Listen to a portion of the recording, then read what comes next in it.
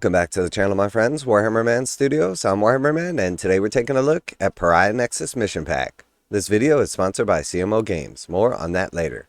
Alright, so as many of you know, the Warhammer 40,000 new season has begun, and with it came the chapter-approved Pariah Nexus mission deck, which is currently sold out worldwide. So Games Workshop massively underproduced the Pariah Nexus mission deck. I have no idea why, as it's basically required to play anything from like tournament to casual play if you want to use like the current new missions, or essentially just play the game in its regular state. So these were 35 bucks. They sold out basically instantly worldwide, and now they're almost impossible to get. If you try to pick up one of these mission decks currently, expect to pay anywhere from like $50 to $75, like double the price basically, just to be able to play the current iteration of Warhammer 40k. I was fortunate enough to pre-order one of these sets and do have them, and they're pretty awesome. We've played quite a few games with the new missions, with the new changes to secondaries, secret missions, and overall I think it's a great improvement. But I warn people in advance that Games Workshop always underproduces stuff like this. For whatever reason, when it comes to making the cards, the last thing they want to do is have any of these sitting in their warehouse. Even though they don't take up much space, even though they're relatively cheap to store and ship, for some reason Games Workshop always underproduces stuff like this, and this time is no different. Arguably it's the worst it's ever been, because there's more people than ever playing 40k. The competitive scene is absolutely popping off. It's super popular, and these are in extremely high demand. So that being said, what could Games Workshop possibly do but add insult to injury with the Warhammer 40,000 Meta Watch, the Pariah Nexus Companion. The new season of Warhammer 40,000 is in full swing. The generals, despots, and immortal pharaons of the 41st millennia have returned to the Necron space en masse, making full use of the new rules and missions found in Pariah Nexus mission deck. In an effort to ensure that all is fair in the galactic conquest, the Warhammer Studio also released the Pariah Nexus Companion, a free download containing FAQs, erratas, maps, tournament support, and more. Here's Kenny, the head of rules of Warhammer 40,000, with more. And also a quick little note here, unrelated to the Pariah Nexus stuff, we see this picture has been featured a couple of times, and it shows an Inquisitor with retinue and then some Deathwatch in the back. The community has also noticed that a lot of the Deathwatch stuff, including assassins as well, have been pulled down from the Games Workshop store and are either not listed at all because they're getting repackaged and likely repriced, which further enforces the likelihood that we are in fact getting a Deathwatch / Agents of the Imperium combined codex, and that likely that's going to be revealed in the next couple weeks. And more likely than not is the redacted codex. Now, have no fear for anybody out there playing Agents of the Imperium, or Deathwatch for that matter, which there are only a few of us, as even if the two indexes do get combined into a single codex, it's not necessarily a bad thing. I personally run a complete Deathwatch army with a couple of assassins and some other Agents of the Imperium in my list, and I'm looking forward to this. But it's very unlikely that Deathwatch is going to be going away. If they were, they would have removed a lot of the Deathwatch specific units from the store as well, which they didn't. So I think more likely than not, we're just going to be getting that new codex, and it is likely going to be a combination of like your assassins, your Imperial agents, and then also the Deathwatch, which overall is likely to be a good thing. Alright, so Kenny says, hot off the back of the latest balanced Dataslate and Pariah Nexus mission deck rules, what an exciting time it is to be playing Warhammer 40,000 right now. To support the new season, we have released the Pariah Nexus Tournament Companion. This has been designed to help provide guidance for players and tournament organizers alike. Anyone who wants to use the Pariah Nexus mission deck, be that for the pickup game in your local area, or one of many fantastic tournaments run around the world. So there is a download to the actual companion right here, which we'll take a look at in just a minute. This document has several parts. Firstly, it reproduces the mission sequence leaflet contained within the deck. This should improve players' accessibility and ensure everyone can access the important information as a free download. There are also some minor adjustments from the leaflet found in the deck. There are now recommended mission combinations and table loadouts later in the document. Next is the Pariah Nexus mission deck card errata. These changes are either to make the cards clearer for players or to adjust them for a more balanced and engaging gaming experience for everyone. As the season progresses, any future errata will live in this companion. Complementing the errata, we have also maintained a Pariah Nexus mission deck FAQ to help clarify any potential questions about specific interactions within the mission deck and how to resolve them. The FAQ will be a living document, and we will update alongside our faction FAQs, so any additional questions that emerge throughout the season can be added there.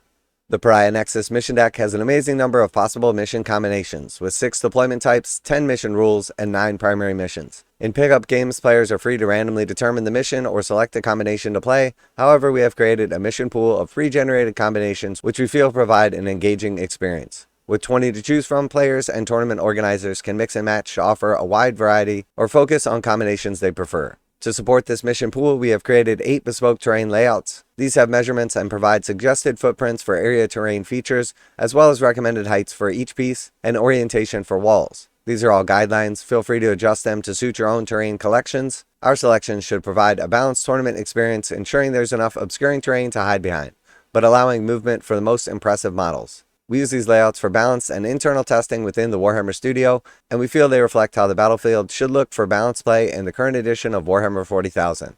And I have to say, after playing a lot of these terrain layouts, using primarily frontline gaming terrain, a combination of these mission and terrain layouts with the primaries and secondary missions, overall it's a really nice improvement to the game. The Leviathan deck was really nice, definitely was fun for the last year, but I think overall the Pariah Nexus is an improvement. Now a quick message from today's sponsor. CMO Games has been selling Games Workshop products online for over 20 years. They carry the full line of Games Workshop products, including Warhammer 40,000, Age of Sigmar, Necromunda, Blood Bowl, paint tools, and more. Almost all Games Workshop products are priced at 15% off MSRP. CMO Games takes pre-orders for most Games Workshop products released at their earliest date possible. 12:01 a.m. on Saturday, they go live. Most of these pre-order products are also priced at 15% off MSRP. CMO Games offer free shipping in the US 48 with an order of $50 or more. Their customer service is top-notch and they ship most orders within 24 hours. Visit CMOGames.com using the affiliate link in the description and let them know that you heard about CMO Games from Warhammer Man. Now, back to the video. Finally, we provide some guidance for tournament organizers on how to run the pairings and rankings. There are countless different ways in which Warhammer Organized Play event can be run. While broad stroke concepts like pairing off players with the same record are straightforward enough, the nuance of running a successful Warhammer tournament is a subject of continuous conversation and evolution. Our recommendations are focused towards newer organizers who are still establishing their principles to help improve the average experience at a Warhammer tournament. These principles are followed at most official Warhammer events. Warhammer is more popular than ever. Over the last few years, more than 1 million games of Warhammer 40,000 have been played at tournaments around the world, and the growth will continue in the future. With so many hobbyists participating in the game, we wanted a companion that supports all players using and enjoying Pariah Nexus mission deck to make sure a seamless and engaging an experience as possible. And for those people that haven't played in tournaments before, say you have a 3-round event, you're going to be paired randomly, typically in your first game. And then after that, they're going to pair up people that won their first game against people that won their first game, or people that lost against people that lost, and then continue to do so throughout the tournament so that most of your games are going to be as even as possible. They also use things like your total battle points that you score throughout the game to pair players that scored similarly to get the overall best experience for each player in the event. Some tournaments are going to deviate slightly, but overall, this is a good design that helps people to have a great experience at tournaments, whether they're an extremely skilled player that's going to go undefeated, or one that's brand new to the game and is likely to go more of like a 50-50 record. So the Pariah Nexus Tournament Companion is 13 pages, starts off with your introduction, and basically is the leaflet from inside the mission pack. And it's going to give you just like the general breakdown on how to get your actual game started. And then we'll notice it breaks down the new orders stratagem, which you used to be able to do only once per game. Now you can use it every turn. It costs a command point, but just lets you basically pick a new order or swap out one of your secondary objectives for a brand new one if you don't like it or don't think you're going to be able to score it, which just helps to have like more competitive games.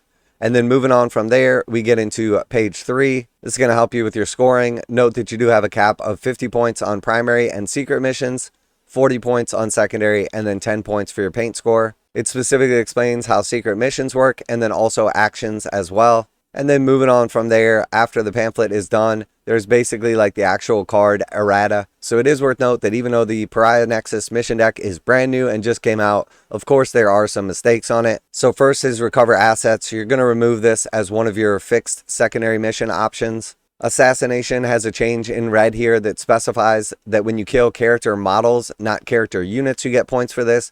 This is important if you have a character attached to a unit. The actual unit itself is going to gain the character keyword while the character is there. But when the unit dies, you're not going to score points for this. It's only when you kill the actual character models, which I believe is how the rules were intended, but this just specifies it. Next, we have changes to Call the Horde and Hidden Supplies. First, for Call the Horde, they've added a bullet point here. When that unit player added that unit to their army, the points value they subtracted for the total permitted for this battle was sufficient for the unit to be composed of 20 or more models. This is important because you do have the option to put undersized units in your army. So for instance, in this, you score points for killing a unit that was 20 or more infantry models strong. So somebody could opt to take 19 boys in their unit, even though they had to pay for 20. Before they added in this bullet point, if they only took 19, they could basically get around people being able to score this objective. Now, if you take that full unit of 20, even if you only choose to take 19 models, your opponent will still be able to score this. And the same with the wound criteria as well. So this just specifies that you can't do janky stuff to stop your opponent from scoring. And then next we have the hidden supplies. This just adds a caveat to when you're replacing the objective that players roll off and the winner decides which way the objective is moved. Not a big change, but just make sure there's no additional confusion.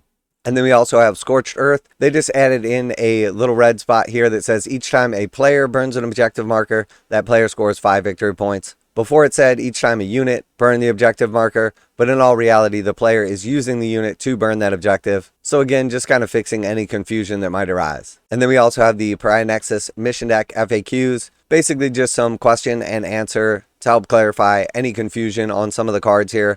Nothing too serious, but nice to have a document like this in place right off the bat.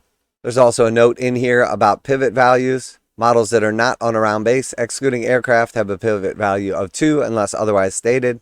And then there's a detailed breakdown of the Pariah Nexus tournament mission pool.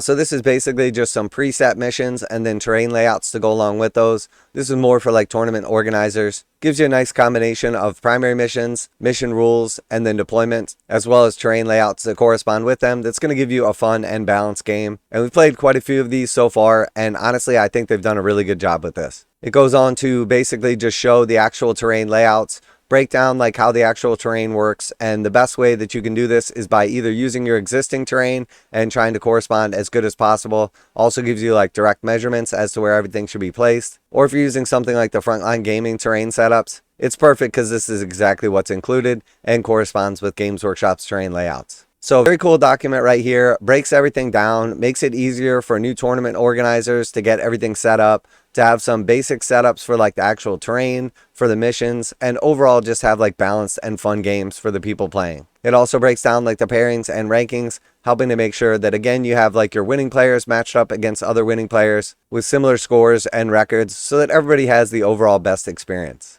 So definitely a big fan of Pariah Nexus so far. It's been really fun. The secret missions are definitely nice. They're a little on the strong side, but do help to have like closer games. It's also a little bit easy once you get familiar with them to look out for what your opponent might be planning. You also know in advance at the end of round 3 if they were the underdog and select a secret mission. Even though you don't know exactly what it is, there's only 4 to choose from, so you can sort of tell by what your opponent is setting up for, what they're probably planning, to try to stop it from happening or make sure that you still outscore them. The secondary missions are really cool and really balanced. They've removed some of the less popular ones. They've added in some new ones and corrected some of the wording on the primaries and secondaries to make them function better. And overall, I'm a really big fan of this Pariah Nexus setup. As always, I'm going to keep it real though. I am definitely critical of Games Workshop, as I warned people in advance that these Pariah Nexus mission decks were going to be underproduced. As Games Workshop always does this, it's always an issue and there's always problems with mistakes on the actual cards right out of the gate. And for whatever reason, in a hobby or like gaming environment that's composed almost entirely of adult males, people definitely tend to get triggered when I'm critical of Games Workshop. But the truth is, I just keep it real. There's plenty of channels out there that just always talk trash about everything Games Workshop does. There's even more channels that only say good things about what Games Workshop does. I just tell you guys the truth from the experience of somebody who's been doing this for over 30 years. Not only in the hobby, but actually playing in competitive play. That way you guys get a balanced idea of what's actually taking place in the environment. You understand that some of like the good things that happen or bad things that happen are not just something that's happening to you, but happening throughout the game, throughout the community. And overall, I think it makes the channel and my opinions much more relatable as people are seeing stuff that they're experiencing in real life and getting validated by that from other people around the world. So I do expect Games Workshop is going to be producing more of the Pariah Nexus mission decks. I don't know if they'll actually fix the mistakes in the new reprinted copies when they do come out. I don't know how long it's going to take them to get more of these decks out. But do keep in mind that the actual deck comes with 2 sets of all the cards. So even if you don't have a deck, if your opponent does, you'll be able to use that. Or if you have a buddy, he can give you half of their deck until you get your own. There's also apps available to download for free that allow you to select your missions at random and give you basically full access to these rules. So I highly recommend that people check those out as well if you weren't able to get a physical copy or you just didn't want to buy it because you wanted to save your money. But my final note is that I think the Pariah Nexus mission deck, the FAQ and everything, addresses a lot of the issues, makes the game overall better, and I've really been enjoying it so far. We're going to be playing in a 4-round GT this weekend locally, and I'm super excited for that. I'll do a tournament recap over on Tabletop Bros and let you know how it goes with my Death Watch. We'll also keep you updated with the daily news and then, of course, like my reactions and stuff as well. So let me know what you guys' overall experience so far has been with the Pariah Nexus Tournament Companion and Mission Deck. Were you able to get a copy of the cards? Are you peeved at Games Workshop because you didn't realize these were going to sell out and you missed your opportunity? Always like to hear back from you guys in the comments. As always, special thanks to CMO Games for sponsoring the channel. Check out the link in the description to save 15% on Games Workshop products. That's it for today. Warhammer Man Studios, I'm Warhammer Man. And overall, I think Leviathan was a ton of fun, but Pariah Nexus is even better. And I'm out of here.